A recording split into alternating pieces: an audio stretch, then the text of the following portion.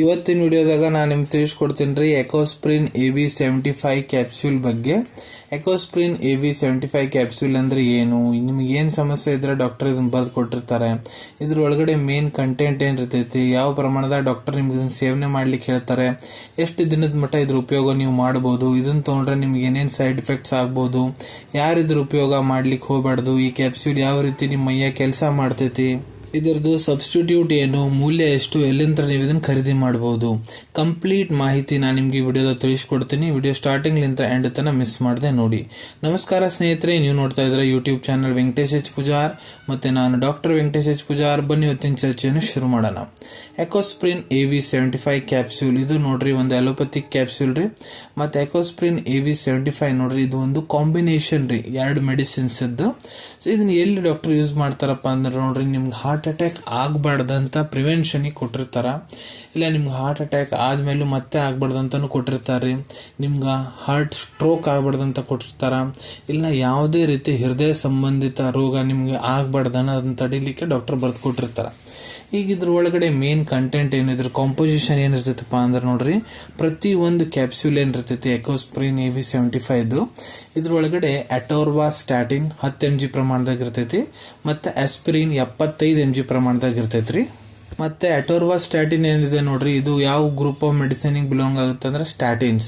So ಇದು ಏನ್ ಮಾಡ್ತೈತಿ, ನಿಮ್ ರಕ್ತ ಒಳಗಡೆ ಗುಡ್ ಕೊಲೆಸ್ಟ್ರಾಲ್ ಏನಿರ್ತೈತಿ ಅದನ್ನ ಜಾಸ್ತಿ ಮಾಡ್ತೈತಿ, ಬ್ಯಾಡ್ ಕೊಲೆಸ್ಟ್ರಾಲ್ ಅನ್ನ ಕಡಿಮೆ ಮಾಡ್ತೈತಿ. ಮತ್ತೆ ಆಸ್ಪಿರಿನ್ ಏನಿದೆ ಇದಕ್ಕೆ ಇನ್ನೊಂದು ಹೆಸರು ಏನಪ್ಪಾ ಅಂದ್ರ ಅಸೆಟೈಲ್ ಸೆಲಿಸೈಕ್ಲಿಕ್ ಆಸಿಡ್ ಅಂತಾರ. ಮತ್ತೆ ಇದು ಯಾವ ಗ್ರೂಪ್ ಆಫ್ ಮೆಡಿಸಿನ್ಸ್ ಬಿಲಾಂಗ್ ಆಗುತ್ತೆ ಅಂದ್ರ NSAID, blood thinner, aunty platelet.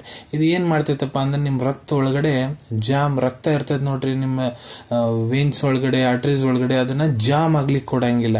ಅದನ್ನ ರಕ್ತ ನಿಂತಂದ್ರೆ ನಿಮ್ಗೆ ಅಲ್ಲಿ ಸಮಸ್ಯೆ ಆಗ್ತೈತ್ರಿ, ಬ್ಲಡ್ ಸಪ್ಲೈ ಬರಾಬರಿ ಆಗಂಗಿಲ್ಲ, ರಕ್ತದ ಕಣ ಒಟ್ಟ ಇದನ್ನ ಜಾಮ್ ಮಾಡ್ಲಿಕ್ಕೆ ಕೊಡಂಗಿಲ್ರಿ ಅದು. ಮತ್ತೆ ಇದು ಎಕೋಸ್ಪ್ರಿನ್ AB75 ಇದೆ ನೋಡ್ರಿ, ಇದೇ ರೀತಿ ಎಕೋಸ್ಪ್ರಿನ್ AB150 mg ಬರ್ತೈತ್ರಿ. ಎರಡರದ ಫರ್ಕ್ ಏನಿರ್ತೈತಪ್ಪ ಅಂದ್ರ ಇದ್ರಾಗ ಆಸ್ಪಿರಿನ್ 75 mg ಇರ್ತೈತಿ, ಮತ್ತೆ ಅದ್ರಾಗ ಆಸ್ಪಿರಿನ್ 150 mg ಇರ್ತೈತ್ರಿ. ಎರಡೇ ಇದ್ರ ಚೇಂಜಸ್ ಇರೋದು, ಒಂದೇ ಚೇಂಜಸ್ ಇರೋದು, ಉಳಿದಿದ್ದೆಲ್ಲ ಸೇಮ್ ಇರ್ತೈತ್ರಿ. ಇದನ್ನ ಮ್ಯಾನುಫ್ಯಾಕ್ಚರಿಂಗ್ ಮಾಡೋ ಕಂಪನಿ ಯಾವ್ದಪ್ಪ ಅಂದ್ರೆ ಎಸೆಂಟ್ ಫಾರ್ಮಾ ಜಮ್ಮು. ಇದನ್ನ 30 ಡಿಗ್ರಿ ಸೆಲ್ಸಿಯಸ್ ತಳಗ ಸ್ಟೋರ್ ಮಾಡ್ಬೇಕಾಗ್ತೈತಿ. ಈಗ ನಾನು ನಿಮ್ಗೆ ತಿಳಿಸ್ಕೊಡ್ತೀನಿ ಇದ್ರ ಡೋಸೇಜ್ ಬಗ್ಗೆ, ಯಾವ ಪ್ರಮಾಣದ ಡಾಕ್ಟರ್ ನಿಮ್ಗೆ ಸೇವನೆ ಮಾಡ್ಲಿಕ್ಕೆ ಹೇಳ್ತಾರೆ ನೋಡ್ರಿ. ನಾನು ನಿಮ್ಗೆ ಇಲ್ಲಿ ಅಡಲ್ಟ್ ಡೋಸೇಜ್ ಬಗ್ಗೆ ತಿಳಿಸ್ಕೊಡ್ತೀನಿ. ಯಾರ ವಯಸ್ಸು 18 ವರ್ಷದಕ್ಕಿಂತ ಯಾರು ದೊಡ್ಡವರ ಪುರುಷರಾಗಿರ್ಬೋದು, ಮಹಿಳೆಯರಾಗಿರ್ಬೋದು. ಸೊ ನೋಡ್ರಿ, ಡಾಕ್ಟರ್ ನಿಮ್ಗೆ ಇದನ್ನ ದಿನಕ್ಕೆ ಒಂದೇ ಕ್ಯಾಪ್ಸೂಲ್ ತೊಗೊಳಕ್ ಹೇಳ್ತಾರ್ರಿ. ಇದನ್ನ ಊಟ ಆದ ನಂತರ ಸೇವನೆ ಮಾಡ್ಲಿಕ್ಕೆ ಹೇಳ್ತಾರೆ, ನಾರ್ಮಲ್ ನೀರ್ ಜೊತೆಗೆ ತೊಗೊಳಕ್ ಹೇಳ್ತಾರ್ರಿ. ಅದು ಸ್ಪೆಷಲಿ ನಿಮ್ಗೆ ನೈಟ್ ಟೈಮ್ನಾಗ ತೊಗೊಳಕ್ ಹೇಳ್ತಾರೆ, ಪ್ರಿಫರೇಬಲಿ. ಮ್ಯಾಕ್ಸಿಮಮ್ ಡಾಕ್ಟರ್ಸ್ ಯಾರು ಇರ್ತಾರೆ ನೋಡ್ರಿ, ರಾತ್ರಿ ಹೊತ್ತ ನಿಮ್ಗೆ ಇದನ್ನ ತೊಗೊಳಕ್ ಹೇಳ್ತಾರೆ, ಇಲ್ಲ ನಿಮ್ ಟ್ರೀಟಿಂಗ್ ಡಾಕ್ಟರ್ ಯಾವ ರೀತಿ ನಿಮ್ಗೆ ತೊಗೊಳಕ್ ಹೇಳ ಅಂತಾರೆ ಆ ರೀತಿ ಕೂಡ ತಗೋಬಹುದು. ಈಗ ಎಷ್ಟು ದಿನದ ಮಟ್ಟ ಇದನ್ನ ನೀವು ಉಪಯೋಗ ಮಾಡಬಹುದು. ಸೊ ನೋಡ್ರಿ, ಅದು ಡಿಪೆಂಡ್ ಆಗುತ್ತಾ ನಿಮ್ಗೆ ಏನ್ ಸಮಸ್ಯೆ ಆಗಿದೆ, ಎಷ್ಟು ದಿನಲಿಂತ್ರ ಇದೆ, ನಿಮ್ ರಿಪೋರ್ಟ್ಸ್ ಏನ್ ಹೇಳ್ತಾ ಇದೆ, ನಿಮ್ ಸ್ಕ್ಯಾನಿಂಗ್ಸ್ ಏನ್ ಹೇಳ್ತಾ ಇದೆ, ಮತ್ತ ಡಾಕ್ಟರ್ ನಿಮ್ಗೆ ಇದ್ರ ಜೊತೆ ಬೇರೆ ಮೆಡಿಸಿನ್ಸ್ ಏನೇನ್ ಕೊಡ ಅಂತಾರ, ಮತ್ತ ನಿಮ್ಗೆ ಈ ಡಾಕ್ಟರ್ ನಿಮ್ಗೆ ಇದ್ರ ಜೊತೆ ಸಪೋರ್ಟಿಂಗ್ ಮೆಡಿಕೇಶನ್ಸ್ ಏನೇನ್ ಕೊಡ ಅಂತಾರ, ಅದ್ರ ಎಲ್ಲರ ಮೇಲೆ ಹೋಗ್ತೈತ್ರಿ. ಅದಕ್ಕೆ ನಿಮ್ ಟ್ರೀಟಿಂಗ್ ಡಾಕ್ಟರ್ ಎಷ್ಟು ದಿನ ತೊಗೊಳಕ್ ಹೇಳ ಅಂತಾರ ಅಷ್ಟು ದಿನ ಇದ್ರ ಉಪಯೋಗ ಮಾಡಬಹುದು.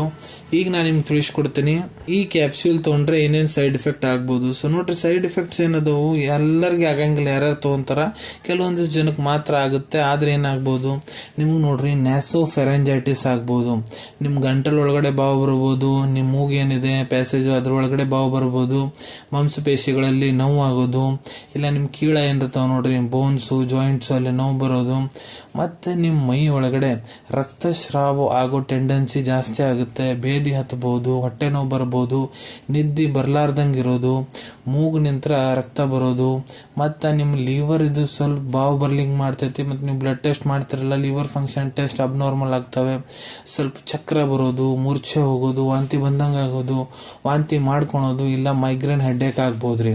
ಈಗ ತಿಳಿಸ್ಕೊಡ್ತೇನೆ ಇದ್ರ ಕಾಂಟ್ರಾ ಇಂಡಿಕೇಶನ್ಸ್ ಬಗ್ಗೆ, ಯಾರು ಇದನ್ನ ಸೇವನೆ ಮಾಡ್ಲಿಕ್ಕೆ ಹೋಗ್ಬಾರ್ದು.